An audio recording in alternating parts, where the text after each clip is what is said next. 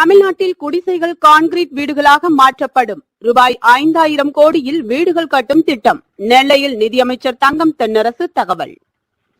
தமிழ்நாட்டில் குடிசை வீடுகளை கான்கிரீட் வீடுகளாக மாற்றுவதற்கு ரூபாய் 3000 கோடியும், ஆதி திராவிடர் வீடுகளை பராமரிப்பதற்கு ரூபாய் 2000 கோடியும் என ரூபாய் 5000 கோடியை முதல்வர் ஸ்டாலின் ஒதுக்கியுள்ளதாக நெல்லையில் நடந்த விழாவில் நிதியமைச்சர் தங்கம் தென்னரசு தெரிவித்தார்.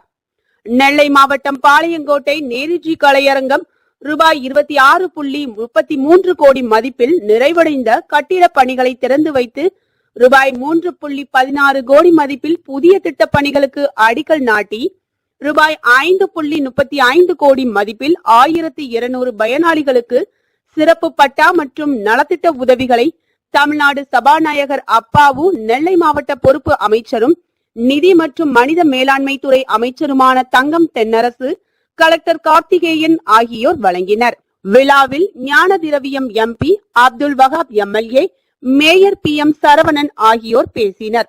நெல்லை கிழக்கு மாவட்ட திமுக செயலாளர் ஆவுடையப்பன், மத்திய மாவட்ட பொறுப்பாளர் TPM மைதீன்கான், நெல்லை மாநகர செயலாளர் சுப்பிரமணியன், துணை மேயர் KR ராஜு, நெல்லை மாநகராட்சி கமிஷனர் தாக்கரே சுபம் ஞானதேவ் ராவ், மகளிர் திட்ட இயக்குனர் லக்வன், சமூக பாதுகாப்பு திட்ட துணை கலெக்டர் ஜெயா, கிறிஸ்தவ தேவாலயங்களில் பணிபுரியும் உபதேசியர்கள் மற்றும் பணியாளர்கள், நலவாரிய தலைவர் விஜிலா சத்யானந்த், முன்னாள் MLAக்கள் மாலைராஜா, ALS லட்சுமணன், தலைமை செயற்குழு உறுப்பினர்கள் வக்கீல் பிரபாகரன், சித்திக், பொதுக்குழு உறுப்பினர்கள் பரமசிவ ஐயப்பன், மாவட்ட தொண்டரணி தலைவர் பத்மராஜ், வழக்கறிஞர் கந்தசாமி, வேலன்குளம் கண்ணன், பாளை மண்டல தலைவர் பிரான்சிஸ், கவுன்சிலர்கள் சுதாமூர்த்தி, கோகுலவாணி, சகாய ஜூலியட் மேரி, ராஜேஸ்வரி.